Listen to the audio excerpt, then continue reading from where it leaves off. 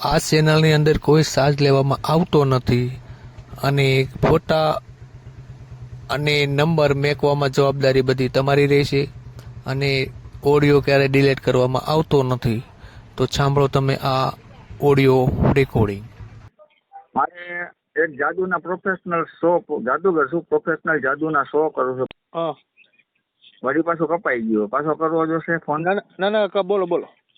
એમાં જો હું એક પ્રોફેશનલ જાદુના શો કરું છું. બર્થડે પાર્ટી, સ્કૂલ ઇવેન્ટ છે, ફંક્શન છે, પછી મોટા કોઈ સ્કૂલ ફંક્શન, મેરેજ ફંક્શન. અને બીજા નંબરમાં મારી મેજિક શોપ છે ઓનલાઈન, ઓલ ઇન્ડિયામાં હું માલ સપ્લાય કરું છું, માલ વેચું છું. અને ત્રીજું મેં રિક્ષા રાખી છે કે જે આવવા જવામાં મારે કઈ 50-60 કિલોમીટર 100 કિલોમીટર મારો શો હોય તો હું મારો સામાન લઈને વયો જાઉં. અને આવતો રાજકોટની અંદર શો હોય તો મારે રિક્ષા ભાડું દેવું ને ખાવ ફ્રી હોવું તો જે વાપરવાના છે રિક્ષા ચલાવું છું રાજકોટમાં.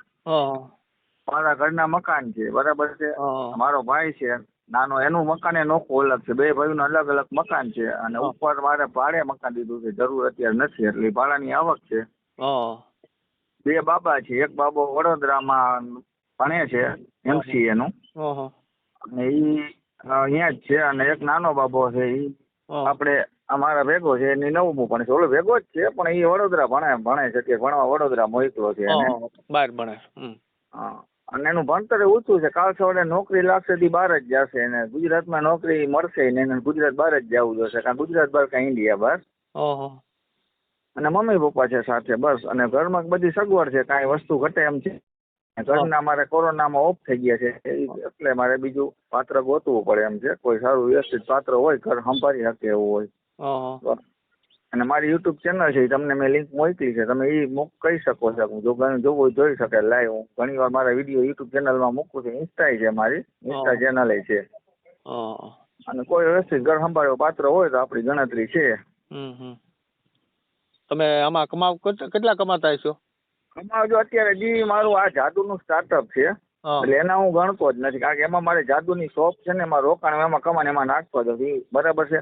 રિક્ષામાં અત્યારે 30,000 રિક્ષાની કમાણી કહું, જાદુની કમાણી કહેતો નથી. પાછું જાદુમાં એવું છે કે હું સાહેબ 105,000 લઉં છું, બરાબર છે. કાંઈ નક્કી નહીં, ગયા મહિને મેં 1200 કર્યા, આ મહિને વરસાદના હિસાબે 2100 છે. એટલે જાદુનું કાંઈ ગણતો જ નથી હું, બરાબર છે. અત્યારે આ જ કમાણી કરો રિક્ષાની, હું 30,000 આરામથી 30-35,000 રિક્ષામાં કમાઈ લઉં છું. એટલે રિક્ષા હાંકતા છું ને આપણે રાજકોટની અંદર? ફ્રી હોય તો રિક્ષા હાંકવાનું, બાકી જાદુનો શો કરી આવવાનો. વધારે પડતો જાદુનો શો સાંજે જ હોય એમાં, બરાબર છે.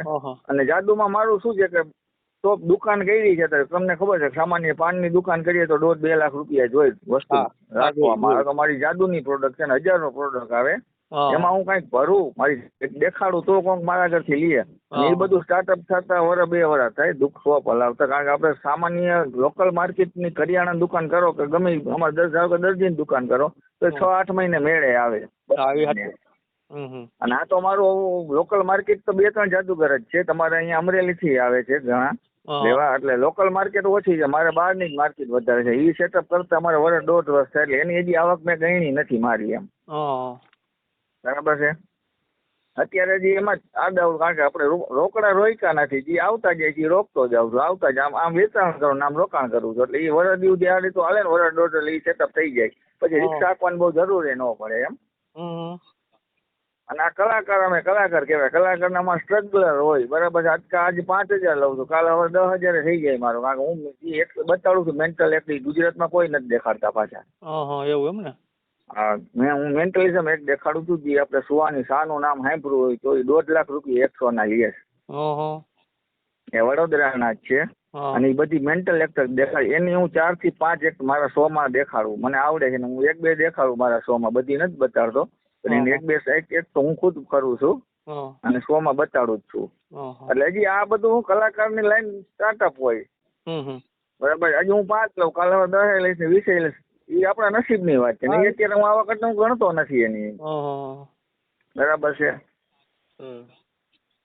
અને હું જે એક્ટ કરું છું એ બધી આખા નોખા મારે હોય. અને તમે ક્યારેક આવો રાજકોટ તો મળજો તમને. લોકલ આમાં જાદુ 2-3 પ્રકારના આવે. ક્લોઝ આઈટમ આવે છે અને સ્ટેજ આઈટમ અને હેવી આવે. હેવી આવે ને એ અમારે ખુદનો સ્ટેજ હોય. સ્ટેજ આઈટમમાં બધી આવે, બધી આવડે બધી જ. જી એવી કહું છું, માણસ કટિંગ કરે, મારુતિ ઘૂમ કરે, એ બધું આપણો ખુદનો હોય સ્ટેજ એના માટે. અને ક્લોઝ આઈટમ છે. તમે નજીકથી તમારા ઘરે મહેમાન આવ્યા 5-10 જણાને બતાડી હોય તો તમે ઈ બતાડી શકો. હા.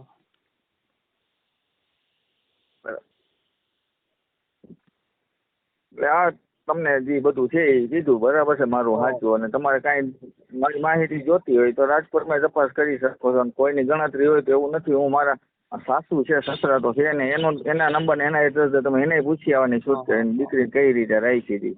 અને બસ તમારે છોકરા વાળું નથી જોતું એવું છે ને? મારા છોકરાની ગણતરી, કારણ કે એમાં એવું બે મારે છે અને મારે બે ભણતરનું થોડુંક મારે એનું જોવું પડે. એની જિંદગી તો બગાડાય નહીં, મોટાની મારે હોશિયાર છે યાર, બરાબર છે.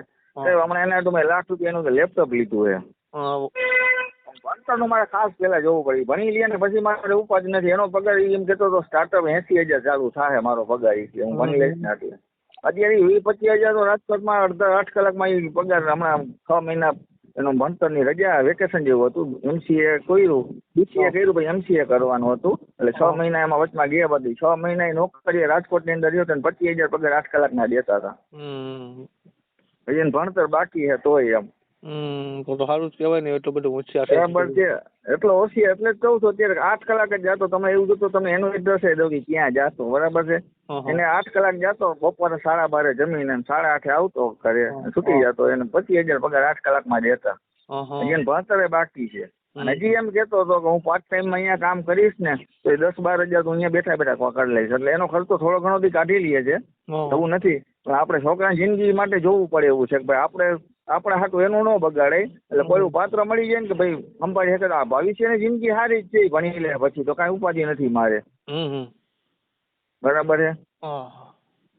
અને અત્યારે ઓમ ટેન્શન કાંઈ નથી, એમ કાંઈ ઉપાધિ જ નથી. આ તમને મેં મારી આવક કીધી, ખાલી રિક્ષાની જ આવક કીધી, બાકી જાદુનો 1 રૂપિયો નથી કીધો અમે, બરાબર છે. એ હજી હું હમણાં ગણતો નથી. હજી હું 1.5 વર્ષ મેં ઘરે કહી દીધું, કોઈ 2 વર્ષ સુધી આનો રૂપિયો નહીં મળે. કારણ કે આપણા ઘરે પૈસા વગર રોકાણે ધંધો ચાલુ કરવો છે તો એમાં રોકાણ કરવું જ પડે, કમાઈને કરવું જ પડે. એમ એટલે આપણે ખેંચાઈ ન પડે, બીજા નંબરમાં ખેંચાઈ ન પડે, અને છોકરાનું ભણતરે ન અટકે ને આપણું આવકે ચાલુ રહીએ.